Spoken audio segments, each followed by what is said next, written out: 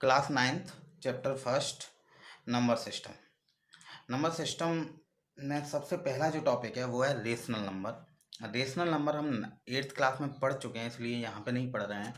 अगर आपको rational number से रिलेटेड कोई भी प्रॉब्लम है तो आप मेरा 8th क्लास का वीडियो देख सकते हैं, मैंने रेशनल नंबर कराया हुआ है। ठीक है, हम आते हैं इरेशनल नंबर पे। तो इरेशनल नंबर को हम स्मॉल एस से रिप्रेजेंट करते हैं। स्मॉल एस से रिप्रेजेंट करते हैं। बेसिकली होते क्या है रेशनल नंबर? तो सबसे पहले पाइथागोरस ने ये पता लगाया। पाइथागोरस को आप जानते होंगे। पाइथागोरस ने एक फेमस थ्योरम दी थी, हाइपोटेन्यूस का square is equal to perpendicular का स्क्वायर प्लस बेस का स्क्वायर। इसे पाइथागोरस थ्योरम के नाम से जानते हैं। ठीक है, लेकिन हम पाइथागोरस थ्योरम नहीं पढ़ रहे हैं। हम पाइथागोरस ने सबसे पहले बताया था कि √2 एक इरेशनल नंबर है। √2 एक इरेशनल नंबर है। ठीक है, अब क्यों है? हम जानते हैं कि जो रेशनल नंबर होते हैं उनको हम P/Q की फॉर्म में लिखते हैं। रेशनल नंबर्स को हम P/Q की फॉर्म में लिखते हैं। इसेंशियल कंडीशन क्या होती है? Q is not equal to 0। Q कभी 0 नहीं होना चाहिए, वरना ये इन्फिनिटी को टेस्ट करेगा और इन्फिनिटी कोई नंबर नहीं माना जाता। ठीक है, तो सबसे पहले पाइथागोरस ने बताया कि ये कुछ नंबर ऐसे हैं जो P/Q की फॉर्म में ना होकर एक अलग ही फॉर्म में चले जाते हैं, तो उनको हम इरेशनल नंबर बोलते हैं, जैसे √2। इसके बाद एक मैथमेटिशियन हुए थियोडोरस। उन्होंने ये बताया कि केवल √2 नहीं, √2 के अलावा √3, √5, √6, 7, √10, मतलब बहुत सारे ऐसे नंबर हैं जो इसी कैटेगरी में आते हैं, जो टर्मिनेटिंग नहीं होते हैं। ठीक है, टर्मिनेट और नॉन टर्मिनेट मैं आगे बताऊंगा, पर फिलहाल हम ये देखते हैं कि ये √2 के अलावा भी बहुत सारे नंबर हैं जो इरेशनल होते हैं। ठीक है, फिर बाद में एक पाई भी इसमें ऐड किया गया। पाई को भी इरेशनल नंबर माना गया। तो इरेशनल नंबर की के कुछ एग्जाम्पल्स जो हुए वो कुछ ऐसे हुए: √2, √3, √15, पाई एंड 0.10101100। मतलब कोई भी नंबर जो टर्मिनेट ना हो, मतलब जो जिसका अंत ना हो। ठीक है, तो ऐसे नंबर्स को हमने इरेशनल नंबर की श्रेणी में डाला। एक बहुत सिंपल सा एग्जाम्पल लेते हैं, 10/7। 10/7 कहने को ये रेशनल नंबर की तरह दिख रहा है, अपॉन में P/Q की फॉर्म में है, अपॉन में 0 भी नहीं है, तो इसे हम इरेशनल नंबर कैसे प्रूव करें? तो कुछ इस तरीके से करते हैं, डिवाइड करके देखते हैं कितने बार जाएगा। 1 बार 7, कितना बचा 3, पॉइंट लगाया 0, कितने बार 4 बार 28,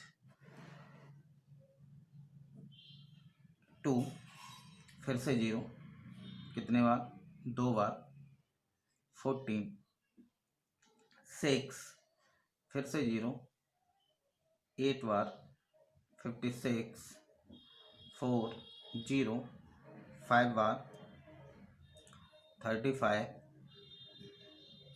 5 बचा, फिर से 0, 7, 49, 1, फिर से हम 1 पे आ गए और 1 0, फिर से यही साइकिल रिपीट होना शुरू हो जाएगी। 1 3 0, फिर से वही 4 2 8 5 7, इस तरीके से चलने लगेगा। ठीक है, मतलब ये नॉन टर्मिनेटिव हो गया, ये इसका कभी अंत होने वाला नहीं है। ठीक है। तो ऐसे नंबर्स जिनका हम कभी अंत नहीं कर सकते, जिनका हम हमेशा डिवाइड करते रहेंगे, जो कभी भी जिनका एंड नहीं होगा, ऐसे नंबर्स को हम इरेशनल नंबर बोलते हैं। तो ये इस कैटेगरी में आते हैं। ठीक है। तो √2, √3 और √15 पाई, ये सारे इरेशनल नंबर की कैटेगरी में आते हैं। ठीक है। अब बात आती है नंबर लाइन पे रिप्रेजेंट करने की। हम चाहे इंटीजर्स की बात करें, चाहे होल नंबर की बात करें, नेचुरल नंबर की बात करें, इवन रेशनल नंबर की बात करें, इन सबको हम नंबर लाइन पर रिप्रेजेंट कर सकते हैं। क्या हम इरेशनल नंबर को नंबर लाइन पर रिप्रेजेंट कर सकते हैं? तो आंसर है हाँ। दो मैथमेटिशियन हुए थे, जर्मन मैथमेटिशियन। एक का नाम था जी केंटर और डेट काइंड। ये दोनों मैथमेटिशियंस ने एक तरीका निकाला था जिससे हम इन नंबर्स को नंबर लाइन पर रिप्रेजेंट कर सकते हैं। ठीक है। तो सबसे पहले एक एग्जांपल देखते हैं, √2। √2 को नंबर लाइन पे कैसे रिप्रेजेंट किया जा सकता है। ठीक है। तो √2 पे आते हैं।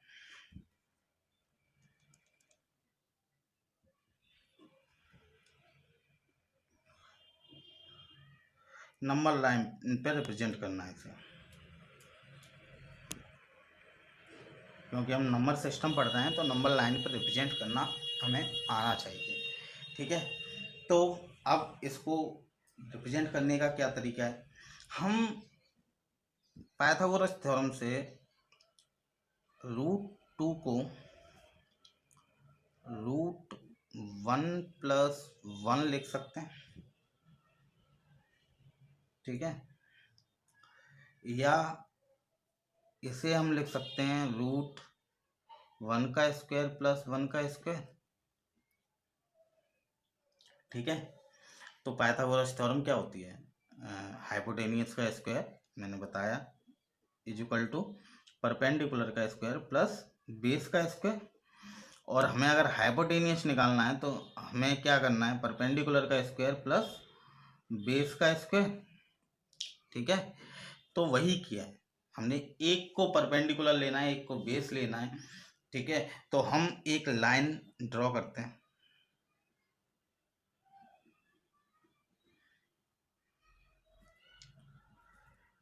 बीचों बीच में 0, फिर 1।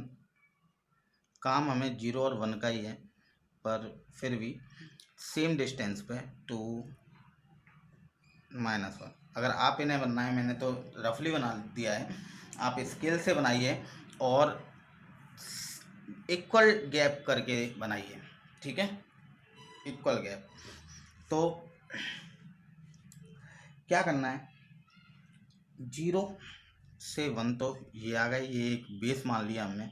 ठीक है। अब इससे 90 डिग्री के एंगल पे हमें 1 सेंटीमीटर का की लाइन बनानी है, जस्ट 90 डिग्री पे। क्यों बनानी है 90 डिग्री पे?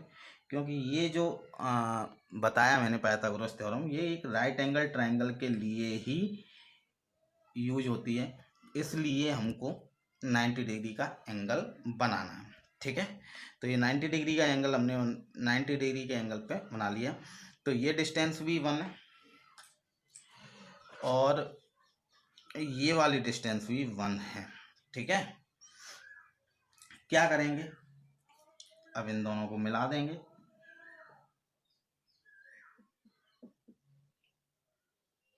मिला दिया। ठीक है। इसको हमने O पॉइंट मान लिया, इसको हमने A पॉइंट मान लिया और इसको हमने B पॉइंट मान लिया। ठीक है। तो अब हमने क्या करना है कि ये OB का आर्क लेके कंपास में भर के, और यहाँ से जो रेडियस है इसको मार्क करके यहाँ पे एक आर्क बना देनी है। इस रेडियस को भर के एक आर्क बना देनी है। तो ये जो पॉइंट आएगा ये √2 को रिप्रेजेंट करेगा, √2 को रिप्रेजेंट करेगा। ठीक है। तो इस तरीके से बनाते हैं रूट 2। एक और देख लेते हैं रूट 3। रूट 3 को नंबर लाइन पे कैसे रिप्रेजेंट करेंगे, ठीक है।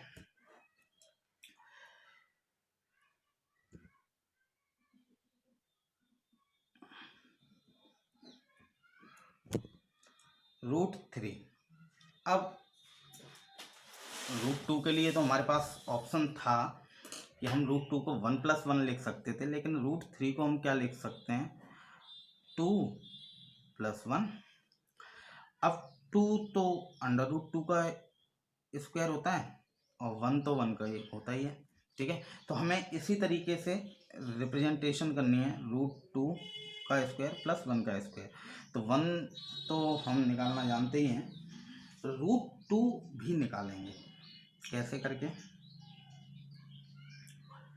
बिल्कुल सेम रूट 2 को पहले बनाएंगे जैसे हमने अभी अभी बनाया है थोड़ी देर पहले, वही 0 1, ये भी 1 ले लिया और इनको मिला के हमने एक रूट 2 का आर्क बना लिया था, ठीक है। तो ये हमारा क्या आया था, रूट 2, ठीक है।